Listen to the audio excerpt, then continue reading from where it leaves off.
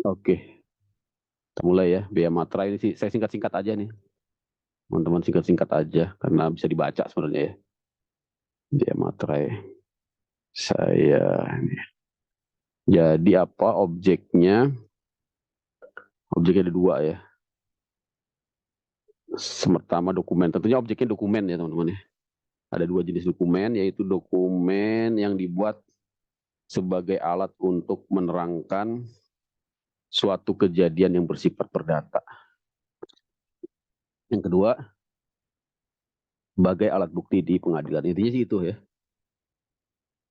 Ini apa dokumen yang bersifat perdata ada 8 di sini ya. Perjanjian ya, akta notaris, akta tanah ya, surat berharga dengan nama dan dalam bentuk apapun, dokumen transaksi surat berharga dan seterusnya ya, dokumen lelang, dokumen yang menyatakan jumlah uang dengan nilai nominal 5 juta ya. Kalau sebelumnya kalau nggak salah sebelumnya 1 juta ya. Sekarang 5 juta kena penyesuaian inflasi ya saya rasa ya. Dokumen yang ditetapkan dengan peraturan pemerintah. Saya kira itu ya. Nanti saya akan cepat aja ini. Sedikit juga materinya. Yang bukan objek materai, nah ini juga penting sekali. Dokumen lalu lintas orang dan barang ya. Surat penyimpanan barang, konosmen ya. Konosmen ini sekarang jarang kita temui. Maksudnya istilah lama ini ya. Sekarang pakai istilah bahasa Inggris, bill of lading gitu ya. Pak Toha tahu lah ini. Pak Toha bisa biasa ini ya. Ekspor impor apa enggak nih? Kalau yang biasa di pelabuhan ekspor impor ya, konosmen ini udah enggak ada lagi ya. Sekarang namanya bill of lading. Dokumen pengangkutan lah gitu ya teman-teman.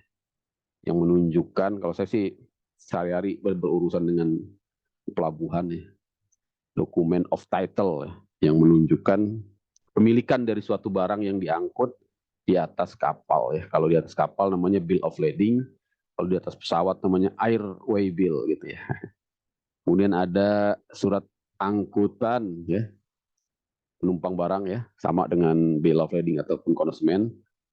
Bukti kirim ya, bukti kirim barang untuk dijual atas tanggungan pengirim ya.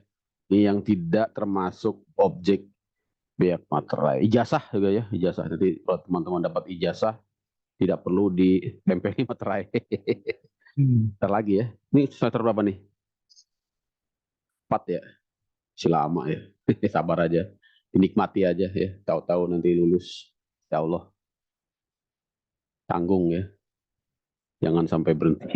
Karena kadang-kadang nanti udah mau akhir malah semangatnya hilang gitu ya teman-teman ya. Tanda terima pembayaran gaji ya. Ini juga nggak perlu biaya materai ya.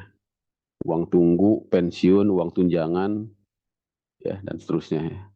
Tanda bukti penerimaan uang negara dari kas negara, ya. Ini juga tidak memerlukan objek biaya materai. Tapi kalau dia untuk bukti pengadilan tetap ya. Misalnya kalau saya di pengadilan pajak untuk membuktikan syarat pembayaran pajak, ya. Pajak itu kan uang negara ya, uang negara. Penerimaan uang negara. Oh, ini penerimaannya ya. Penerimaan uang dari kas negara. Oke, oke. Kas pemerintah. Ini uang dari kas ya, pengeluaran dari kas negara. Kalau pajak itu kan sebaliknya ya. Tapi kalau pembayaran pajak, kalau kita di pengadilan pajak tetap dimintakan tetap harus dileges ya. Tapi ini tanda bukti penerimaan uang negara dari kas negara. Ini sebaliknya ya, pengeluaran misalnya kita sebagai vendor dari negara, dari pemerintah mendapatkan pembayaran ya uang dari kas negara, maka menjadi objek biaya materai. Tanda buktinya ya, tanda buktinya. Oke. Kalau bukti pembayaran pajak itu tetap, kalau untuk bukti pengadilan ya, kalau untuk di pengadilan tetap harus diserahkan materai ya teman-teman ya. Apalagi yang bukan objek biaya materai, kwitansi ya, tanda terima uang. Ya, tapi kita kebanyakan kwitansi juga kita tempeli materai ya. Padahal ini bukan objek biaya materai ya. Kita sering ya kwitansi tempeli materai. Oh sorry, kwitansi untuk semua jenis pajak ya. Oke, kwitansi pajak ya. Tanda penerimaan uang yang dibuat untuk keperluan internet organisasi. Oke, tidak perlu. Tapi kalau kwitansi jual beli biasa ini juga eh, tidak termasuk ke dalam yang dikecualikan. Ya.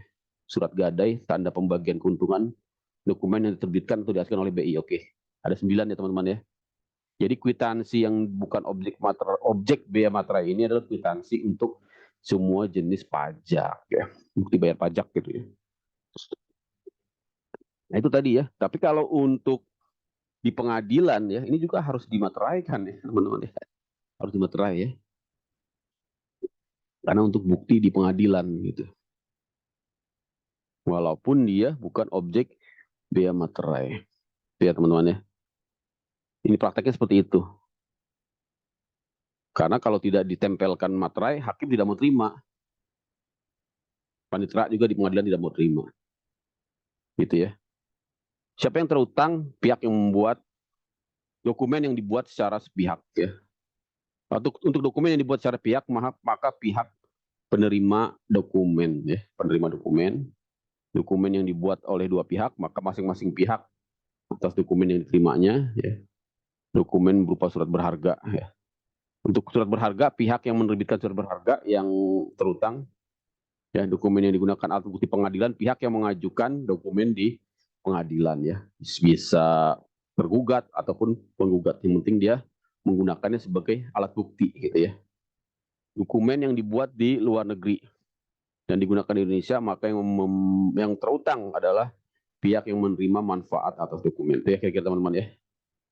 Kapan terutangnya? Ada 5 kondisi ya. Saat ditandatangani, saat selesai dibuat, saat diserahkan, ya, bisa juga saat diajukan ke pengadilan untuk tadi ya alat bukti, dan juga saat digunakan di Indonesia. Saya kira itu ya. Sekarang menggunakan materai, ciri-ciri materai tempel ini kita bisa lihat ya ciri-cirinya, ini gambarnya. Saya kira itu untuk materai ya, tidak terlalu banyak permasalahan saya kira. Cepat-cepat aja ya. Karena ada juga materi cukai ini. Saya pengen juga berbagi tentang cukai. Ya. Karena ini bagian dari pajak juga ya, teman-teman ya. Kemudian ada PBB, BPHTB dan pajak daerah ini juga banyak sekali. Ada 100 slide ini ya. Saya akan cepat-cepat saja ya. Karena apa? Tentunya waktu kita terbatas juga ya. Ini ada 105 slide. PBB ya. Jadi PBB itu sebenarnya tidak murni pajak daerah ya, karena ada juga PBB yang menjadi objek pajak pusat ya teman-teman ya. Yang masuk ke pajak daerah ini hanyalah PBB sektor perkotaan dan pedesaan ya. Yang mana subjeknya adalah ya tanah bangunan ya, dan juga jalan. Ini yang bukan objek ya.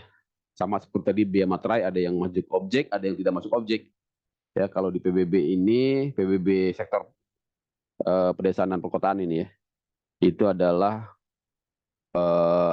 objek-objek untuk kepentingan umum ya, tidak terkena PBB. Kuburan juga ya, kuburan, peninggalan purbakala, hutan lindung, ya hutan suaka, barang-barang keperluan perwakilan diplomatik ya, tanah bangunan untuk diplomatik dan juga organisasi internasional. Saya kira itu ya. Cara perhitungannya teman-teman bisa lihat bagaimana cara menghitung PBB. Tentunya ditentukan dulu nilai objek pajaknya ya. Di sini ada pembebasan atau pengurangan dari objek tidak kena pajak ya. Secara regional masing-masing berkisar 8 sampai 12 juta ya. Diberikan pengurang nilai objek tidak kena pajak. Satu kali untuk satu WP untuk NJOP tertinggi, hasilnya adalah nilai objek pajak untuk perhitungan pajak dikalikan dengan tarif ya. Tarif apa? Tarif nilai jual kena pajak. Tarifnya juga bermacam-macam, bisa 20 sampai 100% ya. Tergantung dari kebijakan regional masing-masing daerah gitu ya teman-teman. Saya kira itu ya. Nanti baru dikalikan dengan tarif dari PBB-nya. Kita lihat contohnya. Nah untuk kok ini ketutupan sih ini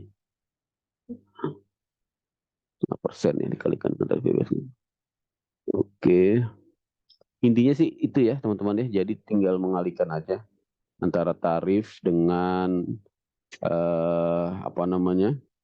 nilai jual objek pajak ya.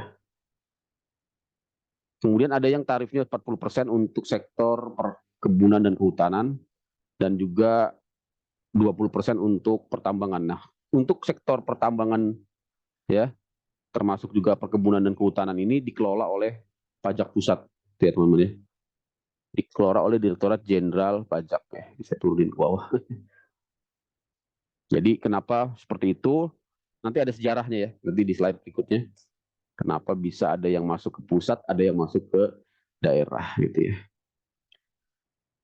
Gitu ya. Ini adalah ketentuan-ketentuan ini sekira bisa dibaca lah ya. Kemudian sama dengan sistem perpajakan pada umumnya, ada SKP ya, surat ketetapan pajak ya, apabila SPOP tidak disampaikan. Karena sistemnya untuk PBB ini semi self assessment kalau saya bilang ya. Karena di sini kan tetap ada surat pemberitahuan objek pajak ya. Tapi memang surat pemberitahuan pajak terutangnya diterbitkan oleh pemerintah ya, atau oleh Fiskus ya, gitu ya teman-teman ya. Begitu juga SKP dapat dikeluarkan apabila SPOP tidak disampaikan gitu ya. Jadi seperti itu teman-teman ya. Juga ada keberatan dan banding apabila SPPT ya ataupun SKP yang diterbitkan oleh pemerintah ya daerah tidak tidak diterima atau tidak memuaskan ya, wajib pajak dapat melakukan upaya hukum keberatan dan banding, sama seperti di pajak umum, pajak pusat ya. Ya teman-teman ya. Ini contohnya tanah 1.000 meter ya, 1 hektar ya.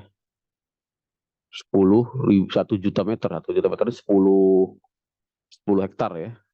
Harga per meternya 20.000 ya. Kemudian ada tanah hutan ya. Ini objek pajaknya seperti ini. Nah, oke. Oh, ini contoh objek pajak ya, contoh objek pajak. Nanti cara perhitungan kita lihat ya, ada di slide berikutnya. Berikutnya BPHTB, tadi kan PBB yaitu pajak yang terutang atas apa tadi, bumi dan bangunan. Ini masih di pajak daerah juga yang namanya bea perolehan ya, hak atas tanah dan bangunan gitu ya. Bedanya apa? Bedanya di sini BPHTB ini atas haknya gitu ya. Hak apa? Hak milik ya, hak guna, hak usaha ya, hak pakai ya, hak milik satuan, rumah susun, dan hak pengelolaan gitu ya teman-teman ya. Aduh, sambil ngeteh dulu nih. Ada yang dikecualikan dari BPHTB yaitu wakaf, hampir sama tadi ya. Dengan di PBB juga untuk keperluan diplomatik juga tidak dikenakan ya, bukan objek dari BPHTB, termasuk tanah negara ya, penggunaan oleh negara untuk juga kepentingan ibadah juga tidak terkena BPHTB gitu ya. Subjeknya siapa? Orang atau badan yang memperoleh hak. Gitu ya teman-teman ya. Dasar pengenaannya menggunakan nilai pasar atau jika lebih kecil maka menggunakan NJOP. Ya. Mana yang lebih besar gitu ya. Ini dia teman-teman ya, pasalnya ya. Jadi BPHTB adalah pajak yang diperoleh ya atas hak atas tanah dan bangunan ya. Bisa melalui jual beli ya, hibah, waris juga termasuk ya. BPHTB. Tapi kalau PPH memang tidak dikenakan, tapi yang dikenakan adalah pajak daerah ya teman-teman ya. Tukar menukar, hibah wasiat, pemisahan hak, hadiah, termasuk hadiah juga ya. Masukkan dalam perseroan ya. Termasuk perolehan hak dari proses penggabungan atau peleburan usaha. Itu untuk perolehan hak. Untuk pemberian hak baru, misalnya kelanjutan dari pelepasan hak, ya, yaitu pemberian hak baru dari negara atas tanah yang berasal dari pelepasan hak, gitu ya teman-teman. Di luar pelepasan hak, misalnya pemberian hak baru dari negara atau dari pemegang hak milik berdasarkan undang-undang. Saya kira ini bisa dipahami. Yang bukan objek tadi ya. Sebenarnya tadi udah jelasin ini ya. Ini kok dijelasin lagi. Tapi ini lebih lengkap ya. Tadi kan cuma apa namanya garis besarnya aja. Oke ya. Ini juga tadi sudah dijelasin. Intinya adalah yang apa? Yang menjadi subjek dan jenisnya adalah perolehan hak.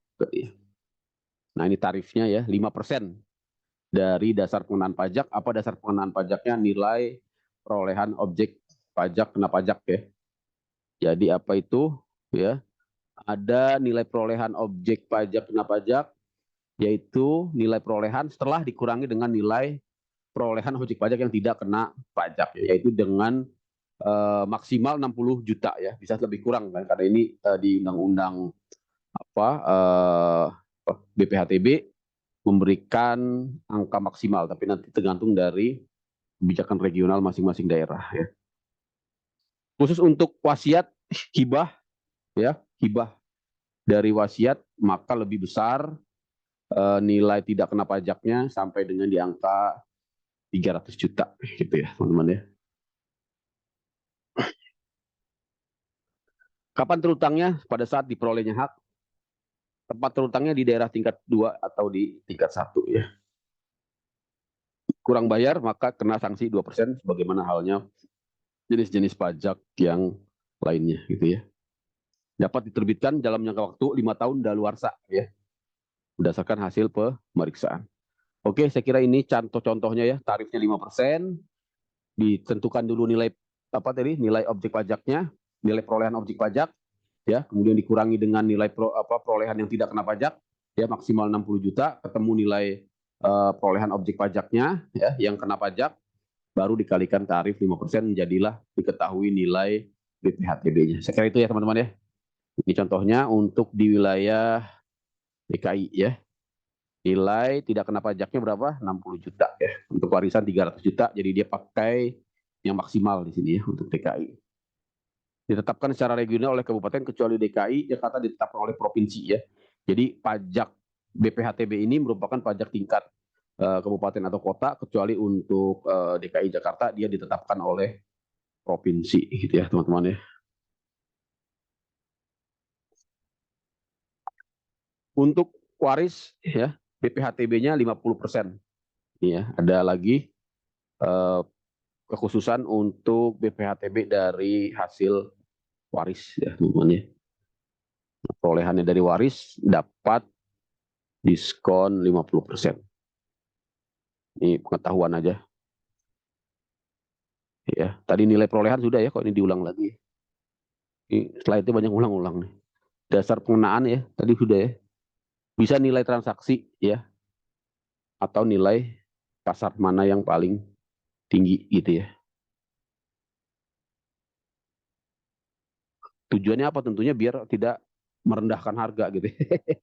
Karena kan menjadi modus ya, harganya dibikin rendah. Kalau terlalu rendah nilai transaksinya ya digunakan nilai pasar ya teman-teman ya.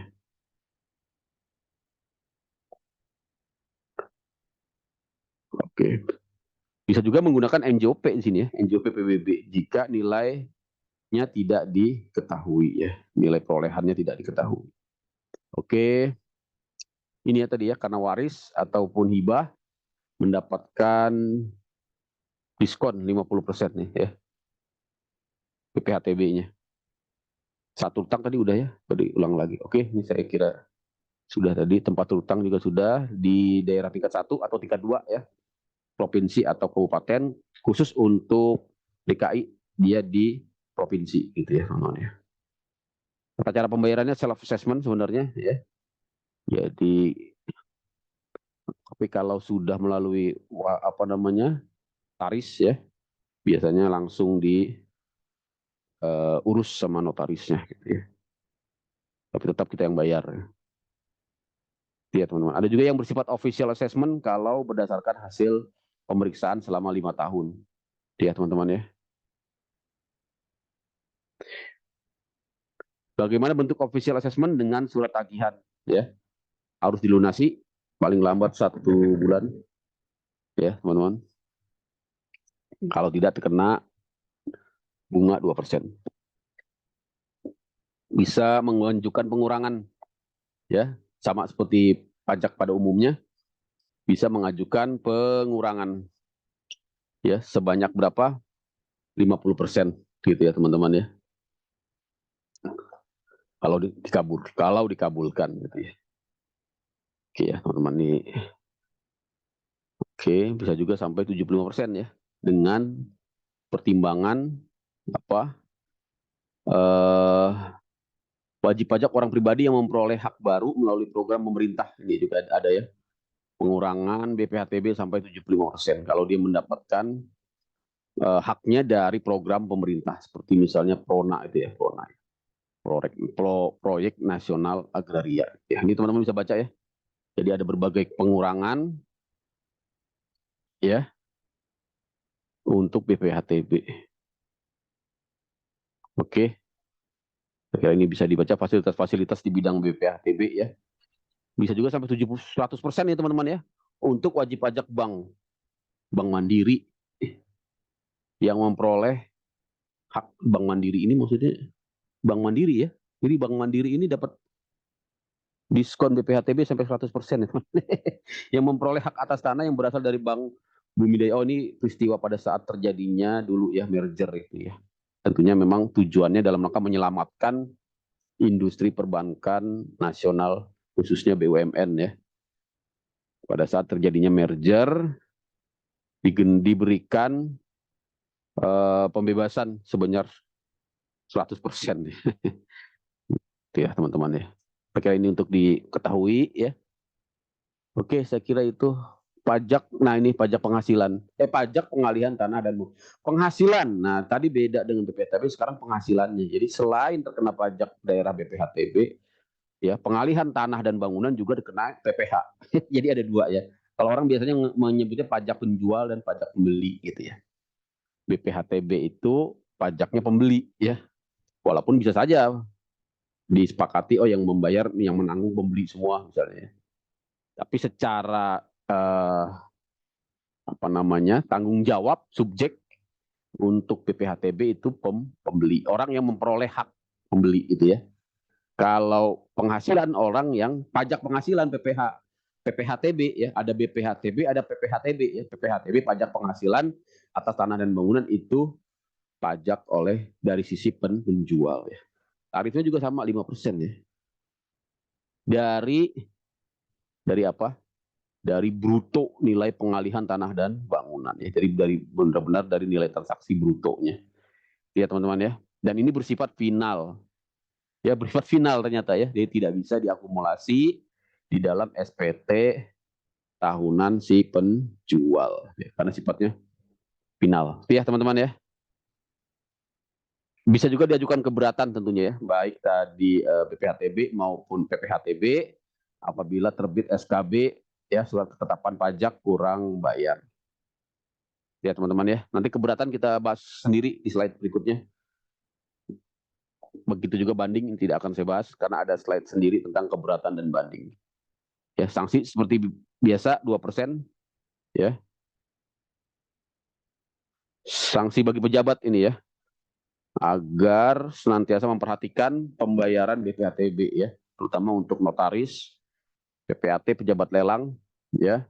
Karena ada sanksi jika notaris ya menandatangani akta ya, atau pejabat lelang menandatangani risalah lelang sebelum BPHTB-nya dilunasi, maka dikenakan sanksi. Makanya ini menjadi ujung tombak pembayaran BPHTB ya, saya lihat.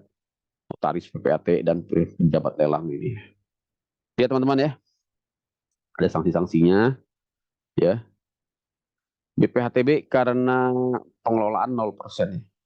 Jika penerima hak adalah departemen, tadi ini sudah ya, kok diulangi lagi.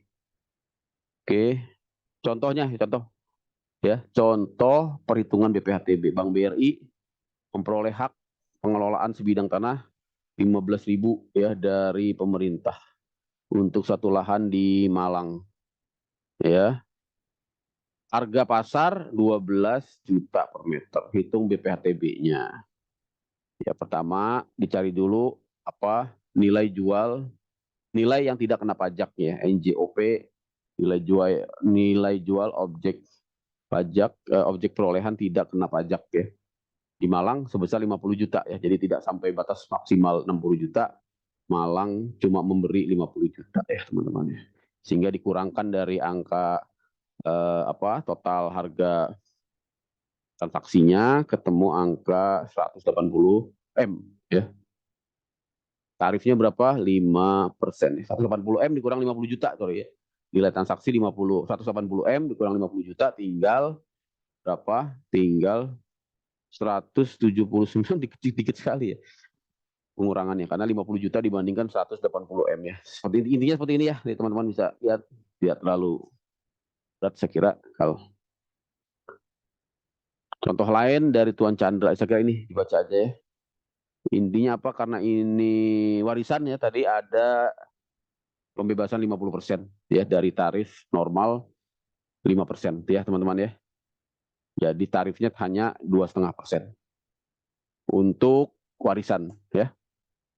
Ini apa? Saya kira ini sama ya. Masih BPHTB. Tinggal dikali aja. NJOP, MPOP dikurangkan dengan NPOP TKP ya. Perolehan yang tidak kena pajak ya. Oke. Banyak sekali contoh-contohnya nih teman-teman bisa pelajari ya. Saya tidak akan bahas. Ini bisa dipelajari ya. Ini banyak contoh.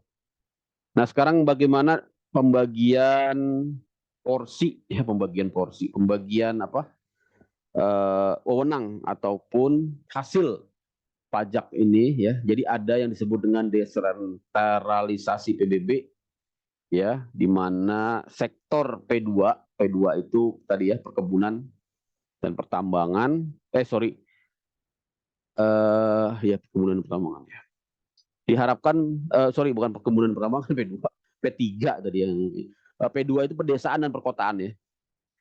Pedesaan dan perkotaan itu menjadi potensi pajak daerah ya, gitu teman-teman. Jadi mengapa? Karena adanya desentralisasi fiskal untuk peningkatan pelayanan publik di daerah, gitu ya. Maka daerah di sini memiliki, mengapa daerah juga yang diberikan? Karena daerah dianggap memiliki data yang lebih akurat dan juga lebih dekat dengan objek pajak, gitu ya. Kemudian NJOP akan semakin sering disesuaikan kalau dikelola oleh daerah karena lebih lebih dekat pengawasan maupun pelayanannya, sehingga meningkatkan penerimaan negara. Jadi yang dikelola oleh pusat berdasarkan undang-undang PDRD ya teman-teman adalah PPH-nya ya, tadi ya, PPHTB, PPN tentunya ya, PNBM, PBB ya. Ini sebelumnya ya. Sebelumnya ini ya, sebelum pembaruan sorry ya, jadi sebelum undang-undang PDRD tahun 2008 ya. Undang-undang PDRD 2008 apa 2009. Itu semua dikelola pusat ya, karena memang dulu kan sistemnya sentralisasi. Nah, sudah desentralisasi, maka kita lihat ya, diberikan ya hak-hak pemajakan di daerah yang lebih luas ya. Termasuk diantaranya di sini ada ya pajak kendaraan bermotor ya, biaya balik nama, pajak bahan bakar ya, pajak air permukaan, pajak rokok. Pajak rokok ini apa ya teman-teman? Kok ada pajak rokok? Jadi pajak rokok ini sebenarnya bagian dari cukai ya, bagian dari cukai. Jadi di dalam cukai yang dipungut oleh Direktorat Jenderal Bea dan Cukai itu ada ya bagi hasil kepada daerah yang disebut dengan pajak rokok ya teman-teman ya.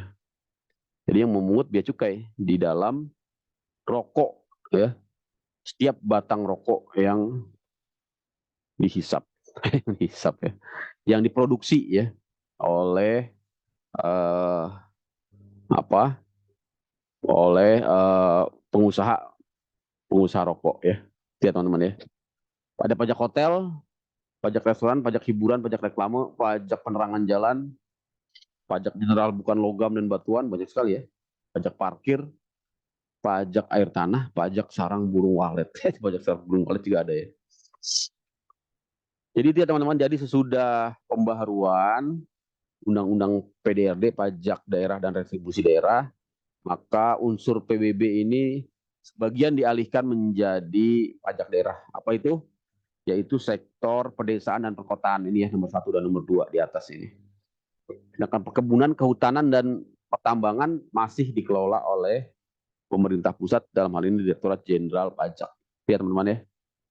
Jadi ada desentralisasi ya. Ini tujuannya tadi ya sudah saya jelaskan. Ya teman-teman, jadi sesudah desentralisasi ini untuk sektor pedesaan dan perkotaan ya dikelola oleh kabupaten atau kota ya. Bagaimana proporsinya kita lihat di sini, ternyata cukup ya. Cukup besar ya. Proporsi PBB P2 ini berapa? Di angka 64,8% ya. Bagi rata dan insentif ke Pemda. Ya teman-teman ya.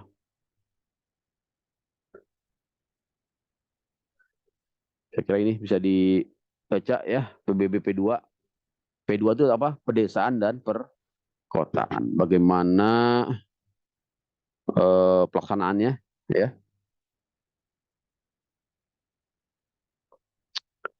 Ini untuk PPHTB ya. Berapa potensinya di masing-masing provinsi ya. Kira ini bisa di ya. Dampaknya juga tentunya dapat kita lihat secara sisi penerimaan ya, pengalihan BPHTB ya akan meningkatkan penerimaan daerah yang cukup besar tentu saja ya. PBB pedesaan dan perkotaan tadi sudah ya, ini kita ulang lagi. Baik, ini saya pajak bumi dan bangunan tadi sudah ya. Ini kok saya ulang lagi ya. Oke, ini slide-nya banyak berulang-ulang teman-teman ya. PBB tadi sudah. Oke, kita langsung pajak daerah aja ya. Ini PBB udah. Kok pajaknya apa namanya, slide-nya banyak berulang-ulang ya. Ini sudah tadi. Oke, contoh-contohnya juga. Nah, ini pajak daerah selain PBB dan BPHTB ya. Tadi seperti pernah kita jelaskan juga di slide sebelumnya, dengan Undang-Undang PDRD, Pajak Daerah dan Retribusi Daerah tahun 2009 tadi ya, Undang-Undang nomor 28, maka di sini ada beberapa jenis pajak yang baru ya. Misalnya pajak rokok. Sebelumnya tidak ada ya. Di Undang-Undang 28 tahun 2009 dimunculkan pajak rokok, yang tadi saya jelaskan merupakan bagian dari cukai hasil tembakau ya, yang dipungut oleh Direktur Jenderal Bea dan Cukai, nantinya dibagikan sebagai dana bagi hasil untuk apa? Untuk daerah ya.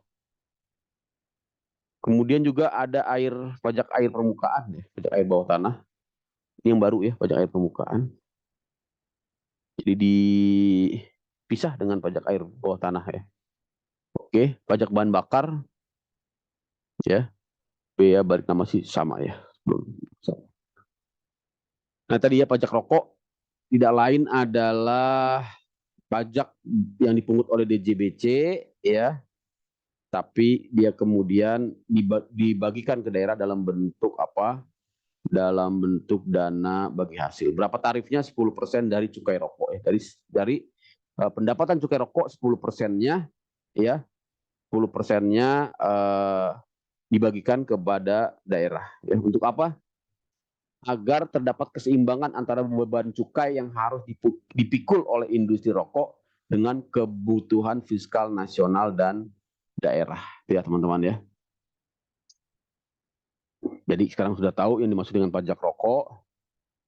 Kemudian jenis-jenis pajak di tingkat kota tadi ya, atau kabupaten. Dengan undang-undang pajak daerah dan retribusi daerah ini lebih banyak lagi ya. Ada 11 jenis. Teman-teman bisa baca sekira ya. Pajak air tanah. Ya. Air tanah ini dipungut oleh kabupaten atau kota ya. Ini kira-kira teman-teman bisa baca, tarifnya maksimum 20% dari nilai jual air tanah. Pajak burung walet juga oleh kabupaten kota, nilainya berapa? 10% dari nilai jual burung walet gitu ya, sarang burung walet ya. Ini sama dengan pajak PPN ya, 10% dari nilai jual ya. Pajak pengalihan pajak pusat ke kabupaten atau daerah tadi ya, yaitu PBB, pedesaan dan perkotaan ya. BPHTB juga ya. Nah, ini retribusi ya. Kemarin sudah kita jelaskan bedanya retribusi dengan pajak ya. Kalau retribusi mendapatkan imbalan jasa secara langsung. Biasanya kaitannya dengan ya pelayanan-pelayanan umum ya, pelayanan-pelayanan publik seperti ini, misalnya retribusi kesehatan, retribusi sampah, retribusi KTP ya, akte catatan sipil, pemakaman, parkir ya, pasar, pelayanan pasar, pengujian kendaraan bermotor ya, KIR ini ya, pemeriksaan alat pemadam kebakaran ya, semuanya ada retribusinya. Penyedotan kaskus ya, kaskus itu ya, apa namanya, forum jual beli dulu ya, sekarang udah nggak ada lagi ya, kalah sama Bukalapak.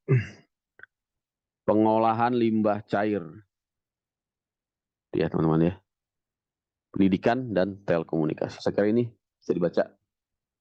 Ini masing-masing dijelaskan di slide, mulai dari pelayanan pendidikan ya, telekomunikasi ya, jasa usaha nih, luar biasa slide-nya. Teman-teman silahkan pelajari.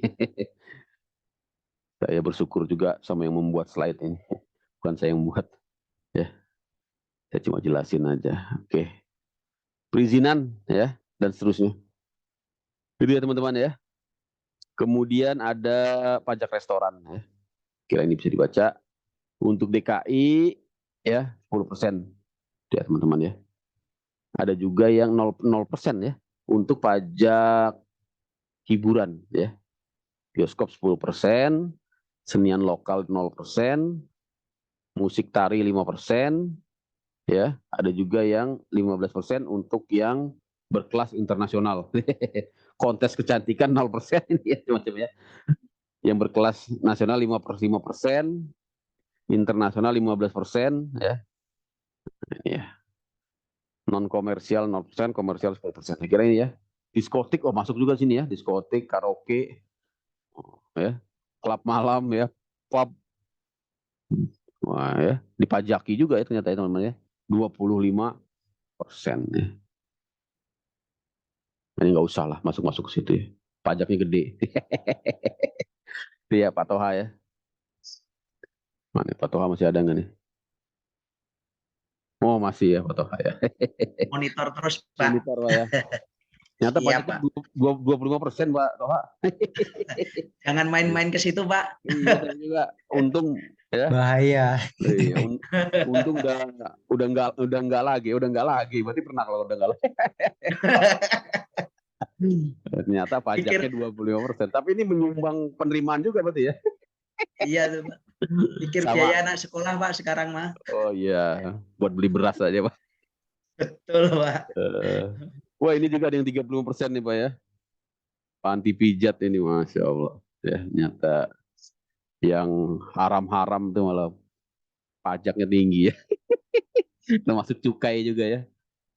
Kecuali member. Nah, ini pengalaman kayaknya nih. Ya. Oke lanjut ya. Oke untuk pajak ini memang banyak sekali teman-teman materinya. Saya kira cukup menarik ya. Bahan pengetahuan kita ya.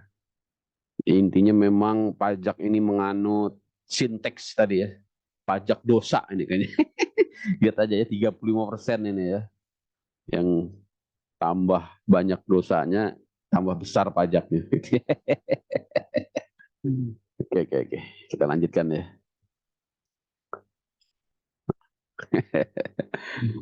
Oke. Nah selain pajak, kita juga kenal service charge ya. Service charge ini sebenarnya bukan pajak ya.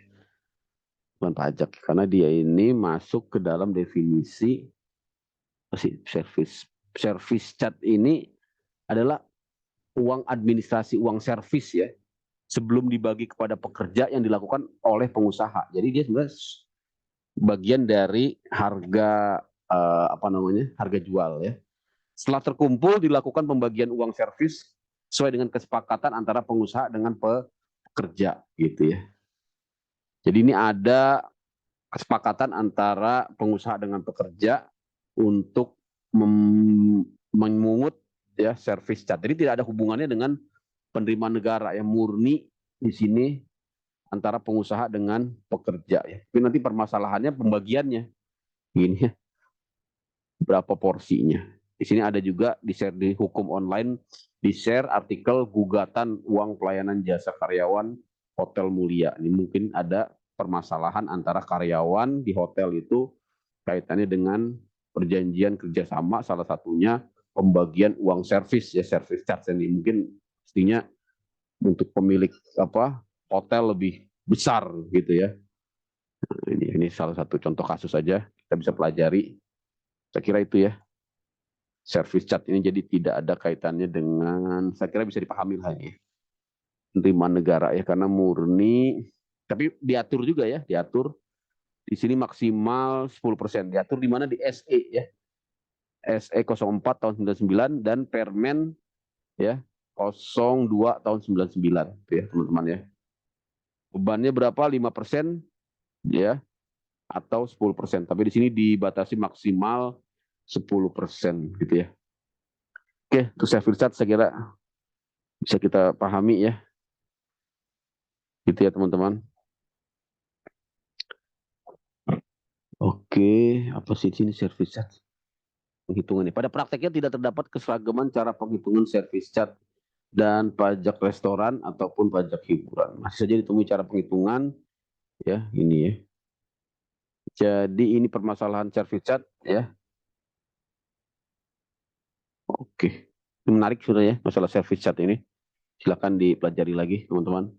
Oke, saya kira itu sudah cukup untuk pajak daerah ya. Teman-teman bisa baca ya di slide.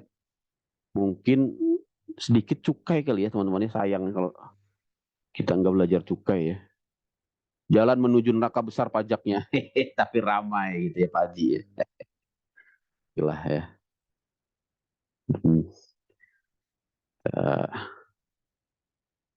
Jadikan sebagai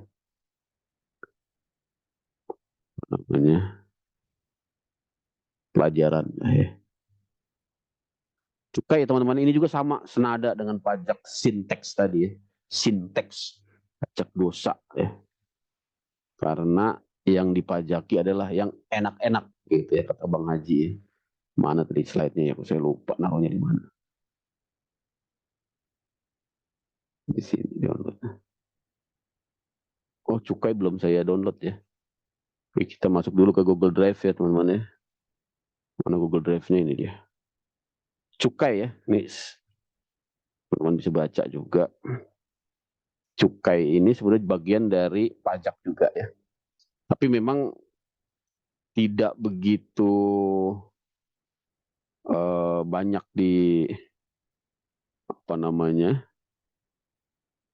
dirasakan mungkin ya, karena yang terbatas objeknya hanya 3 jenis ya, yaitu hasil tembakau, minuman mengandung etil alkohol dan tembakau ya, dan etil alkohol ya.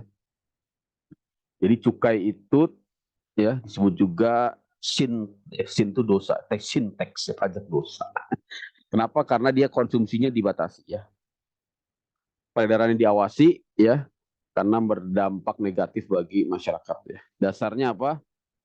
Dasarnya Undang-Undang 39 tahun 2007, perubahan atas Undang-Undang 11 tahun 95 tentang cukai ya teman-teman ya. Tentang cukai saya kira bisa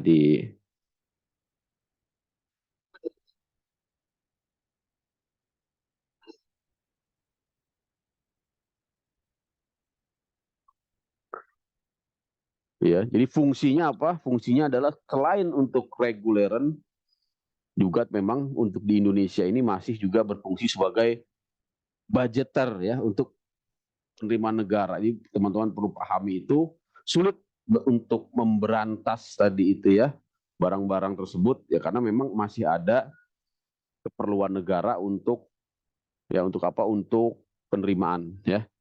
Proporsinya bagaimana, besar sekali ya teman-teman ya, terutama untuk hasil tembakau ini ya. Kalau kita lihat salah satu data ya, dari industri hasil tembakau itu menyumbang total sumbangsihnya terhadap penerimaan negara bisa mencapai di angka berapa?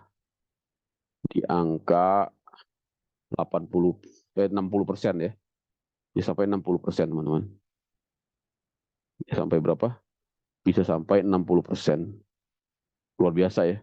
Kok bisa banyak banget? Karena itu total dari PPh-nya, termasuk PPh-nya ya, maksudnya tidak hanya dari cukai saja, dari PPh-nya, termasuk juga dari PPN-nya, ya, dan cukainya. Itu kalau di total, ya, dari 1.800 sampai 2.000 triliun penerimaan negara dari sektor perpajakan itu 60%-nya disumbang dari industri hasil tembakau. Kita bisa bayangkan begitu signifikannya ternyata ya industri hasil tembakau ini ya teman-teman ya. Itulah makanya menjadi buah si malakama di satu sisi mau diberantas, tetapi di sisi lain ada apa kebutuhan akan penerimaan negara yang sangat besar dari sektor hasil tembakau. Ya. Jadi ahlul hisab ini sangat besar sumbangsihnya untuk penerimaan negara. Nah sekarang bagaimana untuk barang kena cukai di dunia? Ternyata Indonesia sangat terbilang negara yang barang kena cukainya sedikit ya. Di Indonesia ini kan hanya 3 ya barang kena cukainya, yaitu etil alkohol, minuman mengandung etil alkohol atau miras, dan hasil tembakau yang warna ini ya, warna apa sih ini? Warna pink ini ya. Sebagian besar negara-negara dunia sudah sudah menerapkan barang kena cukai lebih dari 4 ya, bahkan lebih dari 6 jenis barang kena cukai ya teman-teman ya. Jadi memang potensi cukai ini harus ditingkatkan lagi ya, diekstensifikasi ya, gitu ya teman-teman ya. Cukai di seluruh dunia ya sebagai instrumen fiskal yang dinamis. Kita lihat misalnya ya sangat dinamis sekali ternyata ya. Di Azerbaijan ya pada tahun 1 Januari 2015 ada yang namanya cukai atas platinum. Platinum kena cukai ya. Termasuk juga gold ya, gold itu emas ya, dan juga diamond ya. Jadi untuk logam mulia dan apa namanya batu mulia ya, batu mulia, diamond ya. Di Hungaria termasuk yang kena cukai ternyata juga ada untuk produk apa snack tax ya. Jadi untuk makanan-makanan ini, makanan kena juga ya, kena cukai juga. Snack ya, snack tax ya. Gitu ya teman-teman ya. Tujuannya untuk apa? Untuk public health ya. Jadi mungkin untuk makanan-makanan yang junk food itu dikenakan cukai di Hungaria tahun 2015. Begitu juga di Polandia ya, ada cukai atas kendaraan bermotor ya, atas bahan bakar ya. Pak, kalau di Indonesia sulit ya, saya kira ya, karena memang pasti akan mendapatkan gelombang protes yang sangat besar ya, kalau ya, karena memang BBM itu sangat apa namanya sangat penting sekali ya untuk menggerakkan roda perekonomian. Tapi kalau di luar negeri, di Polandia contohnya malah dikenakan cukai ya, tentunya harganya semakin tinggi ya. Tujuannya tentunya untuk membatasi konsumsi kendaraan bermotor gitu ya. Tapi dengan adanya alternatif mobil listrik, saya kira ini bisa memungkinkan juga ya, teman-teman ya. Karena kan sekarang mobil listrik, motor listrik sudah semakin banyak ya, bahkan juga disubsidi. Nah, mungkin untuk lebih lebih mempercepat gitu ya program electric vehicle itu, salah satunya ya kendaraan bermotor bahan bakar bermotor, bahan bakar minyak ya, BBM juga dikenakan cukai ya teman-teman ya. Di Sri Lanka dan seterusnya nih banyak sekali. Di sini nggak kebaca ya, kecil banget tulisannya. Oke ya, intinya macam-macam ya teman-teman ya. Nah itu untuk cukai. Jadi ada berbagai hal yang harus diperhatikan oleh negara di dalam mengelola percukaian ini ya.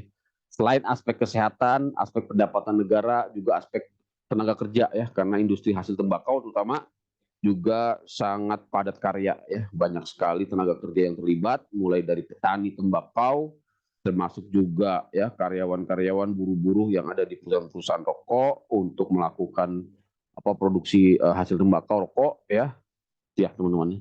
Juga tentunya harus ditekan peredaran barang kena cukai ilegal ya, rokok polos ya, minuman-minuman selundupan ya, itu harus berantas agar para pelaku usaha yang sudah taat membayar cukai juga semakin terlindungi itu ya teman-teman ya.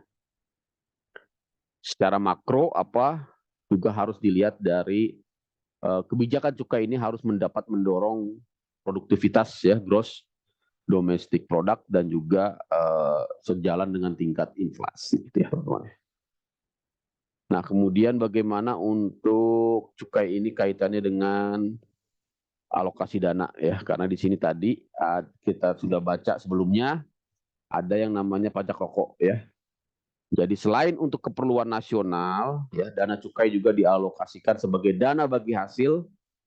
Dana bagi hasil apa? Dana bagi hasil cukai hasil tembakau, DBH-CTH, DBH-CHT ya.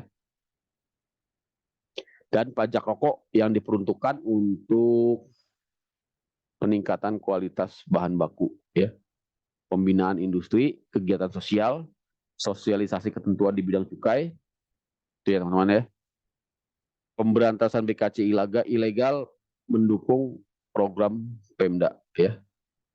Sedangkan untuk pajak rokok dia diperuntukkan untuk pelayanan kesehatan masyarakat dan juga untuk penegakan hukum. Makanya kemarin ketika BPJS mengalami defisit ya di tahun 2018 ya, salah satu skema perlindungan yang digunakan adalah dengan menggunakan dana bagi hasil cukai hasil tembakau dan pajak rokok untuk menutupi defisit dari BPJS. Karena sesuai dengan peruntukannya untuk pelayanan kesehatan ya. Lagi-lagi para ahlul hisab ini yang menyelamatkan ya dana jaminan kesehatan ini. Ya teman-teman ya.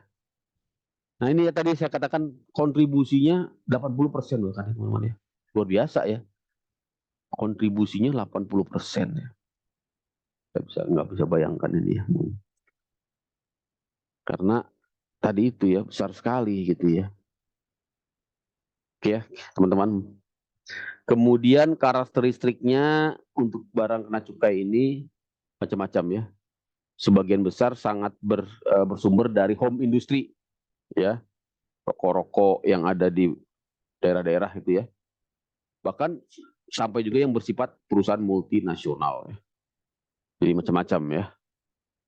Ada terdapat 746 pabrik ya. Kemudian sektor tenaga kerjanya mencapai berapa? 158,5 ribu pekerja. Biasa ya teman-teman ya. Saya kira itu ya. Nah ini contoh barang kena cukai yang ada di Indonesia dari masa lalu sampai masa kini. Dulu minyak tanah ternyata kena cukai. Minyak tanah ya. Alkohol sulingan dan bir, ini 3 ya. Kemudian sekarang di tahun 1995 hanya 3 ya. Etil alkohol, minuman mengandung etil alkohol, dan hasil tembakau. Ya dulu ya, dulu banget sebelum kemerdekaan juga ada gula dan hasil tembakau ya. Gula kena cukai ya. Ya. Di tahun 1933 ya. Tapi sekarang hanya 3 ini saja. Nah, bagaimana untuk yang akan datang? Ada ekstensifikasi cukai, artinya perluasan yang sudah dapat dimungkinkan sebenarnya secara aturan sudah ada ya, tapi belum dilaksanakan. Yaitu kantong plastik, minuman berpemanis, dan kendaraan bermotor ya. Karena disebut dengan cukai lainnya ya. implementasinya sebenarnya sudah bisa ya, tapi memang masih tarik ulur ya, karena harus dilihat juga kesiapan dari pemungutannya, termasuk juga efeknya terhadap perekonomian ya, terutama kendaraan bermotor ini mungkin ya. Nah, industri-industrinya bisa protes ya. Saya kira itu ya teman-teman ya. Apa yang dasar hukumnya ini ya untuk cukai, dari mulai perizinannya, pelunasannya ya, undang-undangnya. Ini silakan teman-teman baca. Saya kira itu untuk cukai ya. Cara membayarnya seperti apa cukai? Cara membayarnya pertama harus punya dulu yang namanya nomor pokok barang kena cukai. Jadi harus daftar dulu. Ya, misalnya kita sebagai pengusaha rokok ya, pabrik rokok ya, harus membuat nomor pokok barang kena cukai ya. Atau kita sebagai ya penjual minuman mengandung etil alkohol ya, atau sebagai produsen etil alkohol ya, atau yang menyimpan atau tempat pengedaran, itu harus membuat nomor pokok barang kena cukai ya, sebagai izin untuk ya memiliki barang kena cukai ya teman-teman ya. Kemudian mendapatkan penetapan tarif ya, karena masing-masing jenis barang kena cukai termasuk masing-masing kelompok industri memiliki tarif yang berbeda-beda. Jadi rokok pun macam-macam ya, ada sigaret kretek mesin, sigaret kretek tangan, ada cerutu ya, ada apa namanya rokok putih ya, ada macam-macam ya. Itu tarifnya berbeda-beda. Harus ditentukan dulu tarifnya, baru nanti dilakukan yang namanya pemesanan dokumen, pemesanan pita cukai, gitu ya teman-teman ya.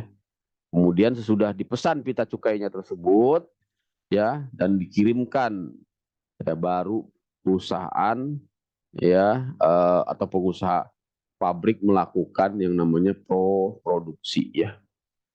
Produk yang telah siap dijual wajib dilekati pita cukai ya untuk hasil tembakau ya, sedangkan untuk minuman mengandung etil alkohol hanya yang impor saja yang wajib dilekati pita cukai ya. Ya teman-teman ya. Nah, ini contoh-contoh pasal-pasal pelanggaran di bidang cukai ya, misalnya yang pertama apa ini? Tidak ya memiliki izin ya. Izinnya apa tadi? NPPBKC ya, nomor pokok barang kena cukai. Jadi kalau kita sebagai pabrik ya memproduksi rokok, nah itu harus punya nomor ya, harus punya nomor izin. Begitu juga menyimpan ya, atau kita importir ya, atau menjual ya barang kena cukai harus punya izin. Kalau tidak punya izin dikenakan sanksi administratif ya 20 juta sampai dengan 200 juta ya teman-teman ya. Bagaimana untuk yang tidak melakukan pembayaran cukai ya, atau tidak melekatkan pita cukai, juga bisa dikenakan sanksi administrasi ya 2 kali dari nilai cukai ya. Ini sudah ada pembaharuan kemarin ya di Undang-Undang Cipta Kerja ya, di mana sanksi pidananya digantikan dengan sanksi administratif atau yang disebut dengan ultimum remedium ya teman-teman ya. Karena selain pasal-pasal administratif juga ada pasal-pasal pidana. Tentunya yang pidana ini ya deliknya lebih apa namanya, perbuatannya lebih tinggi intensitasnya ya, baik, dan juga apa namanya motivasinya sudah motivasi kesengajaan ya yang bermaksud mengelakkan pembayaran pajak ya. Beda dengan kesalahan administratif, ini biasanya perusahaan-perusahaan yang belum terlalu banyak ataupun terlalu besar gitu ya, sehingga bisa dikenakan sanksi administrasi dengan pertimbangan, memang di sini pertimbangannya nanti ke arah subjektif dari penyidik juga ya, termasuk kepala kantor dari kepabeanan, bisa dikenakan pidana ataupun administratif ya, karena di sini unsurnya ada unsur mengelakkan pembayaran cukai ya, bisa terkena sanksi penjara maupun denda ya teman-teman ya. Saya kira ini bisa dibaca ya, baik perbuatan tadi ya tidak memiliki izin ya, kemudian tanpa dilindungi dengan dokumen-dokumen cukai ya untuk pergerakan barang tersebut ya. Kemudian juga melakukan pidana pemalsuan pita cukai. Ya, teman-teman ya. Kira itu untuk cukai. Saya kira itu cukup ya, teman-teman ya. Jadi pajak daerah sudah, cukai sudah ya. Saya kira sudah cukup banyak tentang percukai, tentang perpajakan. Mungkin ini kita pertemuannya kemarin kan sudah ikut itu ya, pengadilan pajak ya. Saya kira pengadilan pajak tidak perlu kita bahas nih. Oh, kita akhiri aja hari ini ya. Kemarin udah absen belum teman-teman? Yang acara itu absen ya, udah ada absennya ya. Oke, coba kita materinya tinggal apa sih? PBB udah. Berarti udah terakhir nih teman-teman ya. Udah habis lah ya. Kalau sudah habis berarti tinggal UAS aja nanti. Tinggal belum ada Pak. Apa? Kisi-kisi UAS Pak. Oh, kisi-kisi. Belum bikin soalnya juga saya juga masih bingung nih. Kalau tahun lalu sih saya upaya hukum ya teman-teman ya, lebih ke upaya hukum. Jadi ada kasus, kita pertemuannya sekali lagi kali ya, nggak apa-apa lah ya. Nanti deh saya jelasin lagi upaya hukum. Nanti lebih banyak ke upaya hukum ya.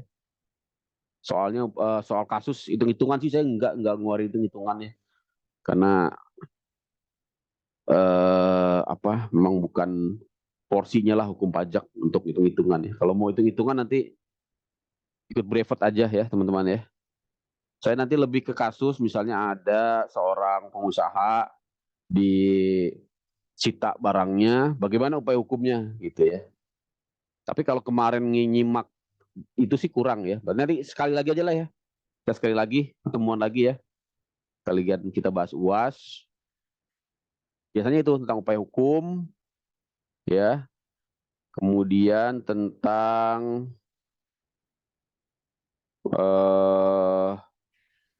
penghindaran pajak ya, penghindaran pajak, pidana juga ada ya. Pidana ya, pidana itu upaya apa namanya? Jenis-jenis kesalahannya ya. Jenis kesalahannya. Biasa 5 biasanya kalau saya 5 aja soal esai. Saya kasih apa namanya? Pengertian-pengertian ya. Terutama upaya hukum ya. Misalnya tadi ada kena SKP, upaya hukumnya apa? Banding gitu kan atau keberatan. Kemudian gugatan. Ini ada yang namanya gugatan ya. Tapi kalau kemarin nyimak teman-teman gugatan sih belum ya kemarin. Oke deh. Ya, pertemuan terakhir lah nanti kita bahas tentang UAS ya. Kita bahas tentang UAS biar teman-teman tidak terlalu gundah. Baik, terima kasih. Sampai jumpa lagi minggu depan pertemuan terakhir ya. Have nice weekend. Libur panjang nih kan nanti mulai Rebo kita ini ya. Apa namanya? Cuti bersama ya. Kalau yang PNS ya. Kalau yang swasta katanya ada permasalahan itu. Ya sudah ya. Silahkan nanti kita nikmati saja. Semoga lebaran hajinya yang haji juga mabrur ya, yang ibadah haji yang korban ya amalnya diterima, yang libur yang tidak yang non Islam non Muslim ya menikmati hari liburnya ya. Terima kasih, kita pertemuan sekali lagi Insya Allah. Sama-sama nanti kita saya sambil nyusun soal UAS juga ya, menyusun soal UAS ya. Mbak Siva, ada Mbak Siva nggak nih? Saya sekali lagi ya Mbak Siva ya. Kalau ada, udah nggak ada ya. Nanti saya WhatsApp aja deh Mbak Siva aja. Biar. Kalau yang ini hukum teknologi berapa kali lagi? Sekali lagi juga ya. Sekali lagi juga ya Pak. Oh ya udah nggak apa-apa deh. Karena biasa saya jelasin itu upaya hukum ya, upaya hukum nanti selalu penting sekali biar teman-teman sebagai mahasiswa hukum benar-benar paham bagaimana mengarahkan klien nanti kalau jadi konsultan hukum, minimal upaya hukumnya bisa tepat sasaran gitu ya. Jangan sampai melakukan upaya hukum justru memperkeruh ya, me, apa namanya, merepotkan si kliennya gitu. Saya lihat seperti itu ya. Ada orang disita sama pajak, disita sama bea cukai, objek sitanya berupa tanah atau mobil. Dia lakukan pra peradilan. Nah, itu juga ngacalah gitu ya. Pertama akan menjadi biaya ya, yang juga hasil putusannya pun nanti menjadi putusan yang tidak dapat dieksekusi ya, karena penyitaan oleh bea cukai ataupun oleh pajak itu penyitaan dalam konteks penagihan pajak, bukan dalam konteks penyidikan ya, sehingga upaya hukum pra peradilannya juga sebenarnya tidak pas gitu ya, kecuali sudah terbit SPDP ya, sudah terbit surat perintah dilakukan penyidikan, baru bisa melakukan upaya hukum pra peradilan ya, dengan objek penetapan tersangka atau objek misalnya penyitaan ya, atau objek penahanan ya, itu bisa dilakukan pra peradilan. Atau kadang-kadang memilih jenis upaya hukum yang langsung ke gugatan. Nah, ini juga yang saya lihat banyak lawyer-lawyer melakukan terobosan ya, entah karena tahu atau memang sengaja, tapi memang ada juga yang sengaja gitu ya. Memang lawyer-lawyer sekarang kan hebat-hebat ya. Biasanya kan harusnya itu melalui keberatan dulu ya.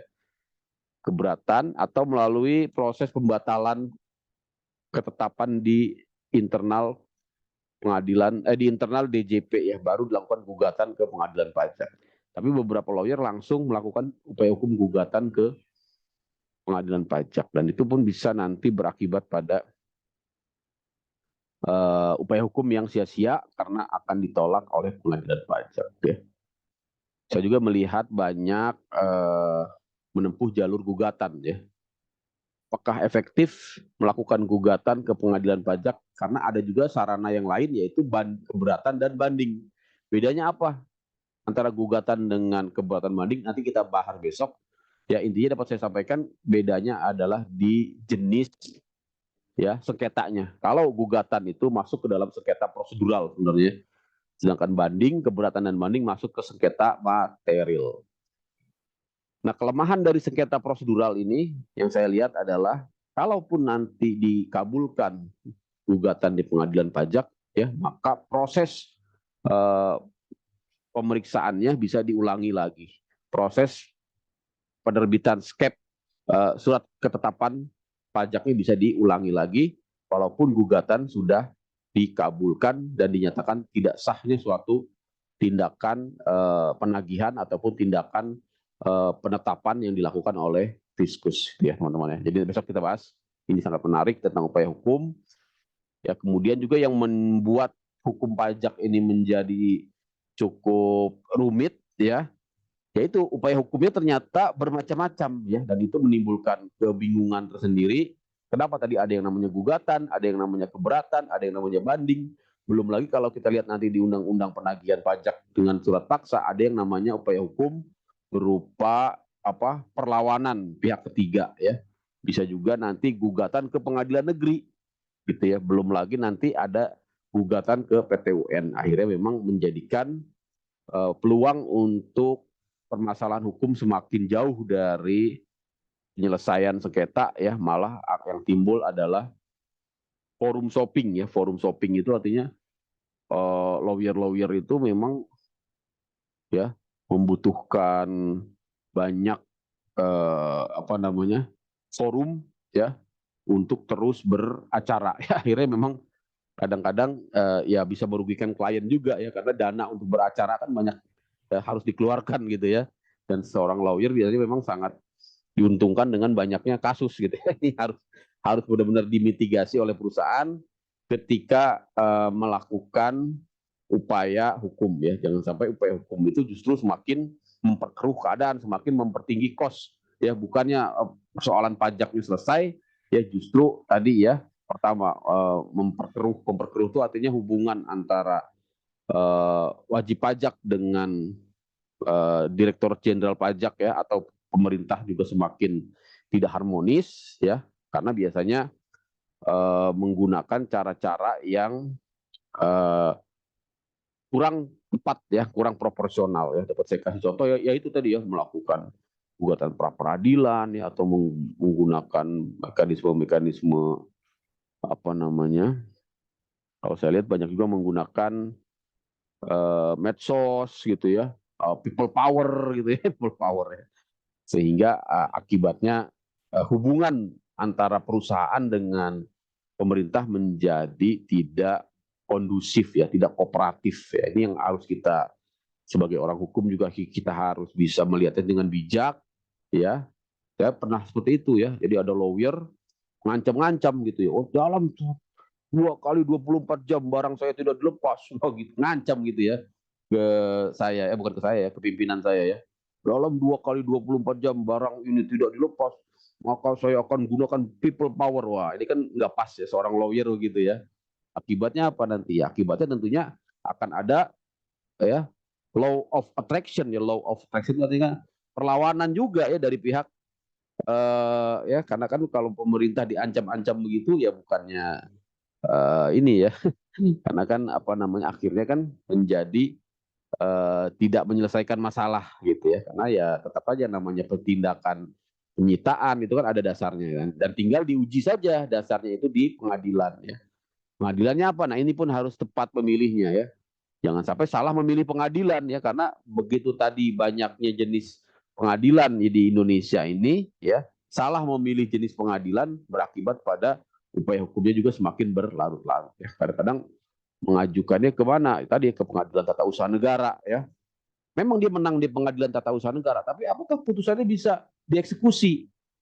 Ya, karena di undang-undang kepabeanan termasuk juga di undang-undang ketentuan umum perpajakan ya, yang bisa melakukan putusan yang diakui itu putusan dari pengadilan pajak gitu ya. Ketika nanti muncul putusan dari pengadilan tata usaha negara, ya, akibatnya ya putusan itu pun tidak bisa dieksekusi. Nah ini yang harus bisa dipertimbangkan oleh teman-teman dari lawyer ataupun teman-teman dari legal ya, yang melakukan upaya hukum. Baik, saya kira itu nanti saya akan lanjutkan di pertemuan berikutnya karena sekarang kayaknya udah ngantuk sekali nih.